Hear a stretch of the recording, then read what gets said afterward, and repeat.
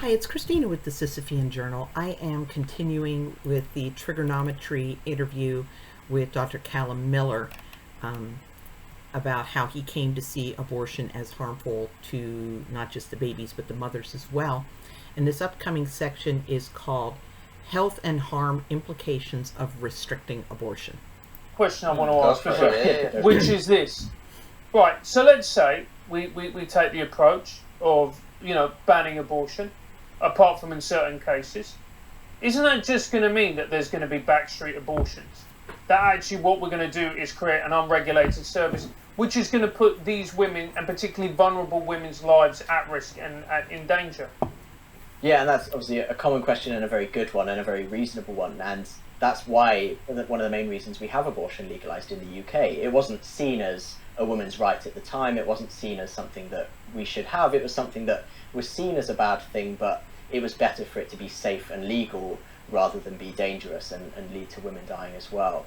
And obviously the women that do die of backstreet abortions is one of the most grievous ills of society that we can imagine. What a horrible situation for her to be in, what a horrible situation for her family.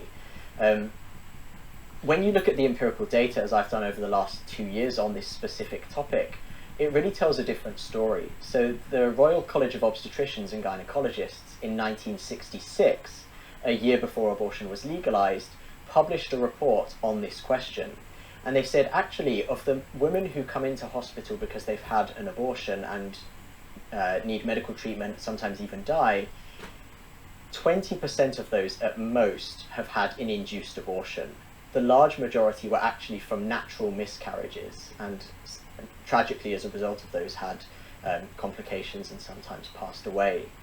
But only a tiny proportion of those were actually from backstreet abortions. And then they noted, what about those women? Because of course, there are not many of those women who are dying from backstreet abortions. There were 50 maximum in the UK each year. Those women, of course, still matter. Those 50 lives matter infinitely, and they should be protected. But they said, what happens if a country legalises abortion? Does it suddenly make it safe and prevent those women from dying? And the Royal College of Obstetricians and Gynecologists said, when you look at the other countries, that's not the case. When you look at the experience of Eastern Europe, which legalised abortion prior to that, it didn't necessarily lead to fewer deaths. In Sweden, it didn't lead to fewer deaths. What you actually find in many countries is that because legalised abortion encourages abortion and increases the numbers, what it can do is increase the number of women dying from backstreet abortions. We've seen that in the Netherlands in the 60s, in Rwanda about 10 years ago, in Ethiopia about 15 years ago. In many cases, in fact in most cases, the trend is that women die from abortions and this decreases over time.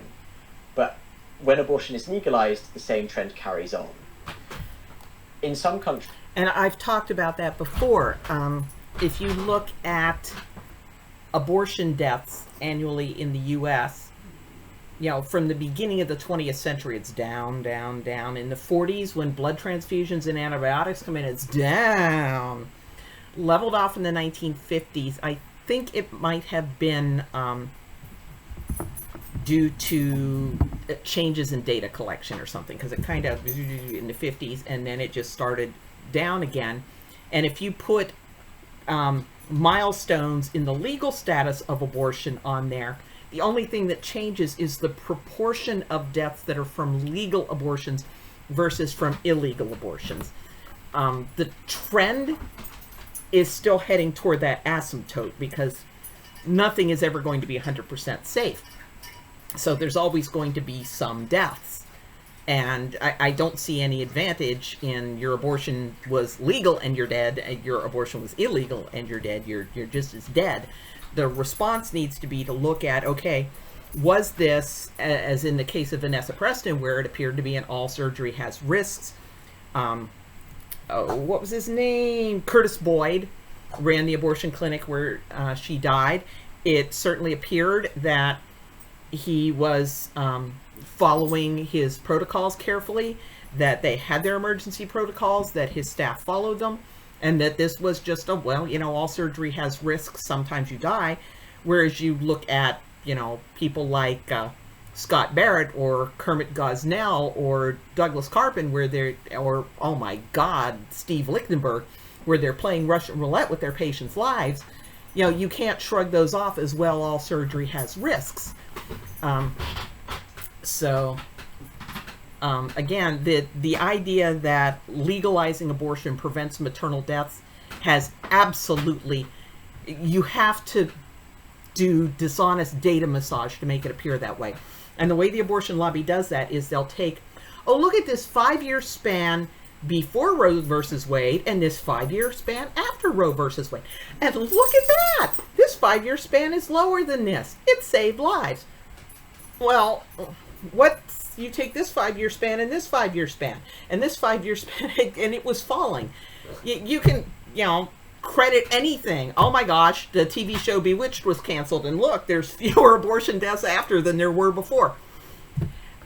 There's no evidence. You know, for every quack that gets closed down, another doctor starts being extremely irresponsible. You have Mylan Vooch, Jesse Ketchum, and Ben Munson. All three were criminal abortionists. I have never been able to link a single criminal abortion death to any of these men. After abortion, they became so sloppy, it's staggering, and they each had 2 dead abortion patients. So it's really hard to argue that taking away the penalties for injuring a woman made them more careful. Let's just say that. When abortion is legalized, it goes back up. And by contrast, in countries that ban abortion, like Poland or Chile about 30 years ago, that trend carried on going down. So women were dying from abortion, but they were getting fewer in number all the time. Then Poland and Chile banned abortion, and still the number kept on getting smaller and smaller. And so what I found on this particular question is that women dying from abortion is of course a tragedy, but it's not really resolved by any legal change on abortion. It's resolved simply by better healthcare, better emergency care. And so I published a paper on this recently, which people who want to know more can read about. If you go on my website, it's a paper about illegal abortion in Malawi, so more can be read there. Well, it's really interesting because your position is not widely held by people in the public eye in the UK. Of course. I think that would be fair to say. I think yeah. you'd acknowledge that.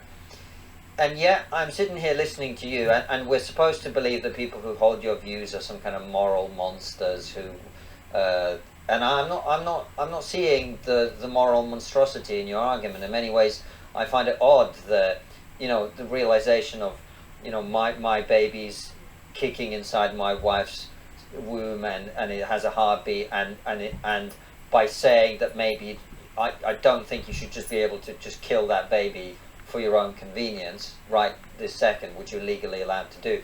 I don't think saying that is a moral monstrosity. In fact, I think not saying that is a moral monstrosity. Not saying you shouldn't be able to just kill a baby at that point.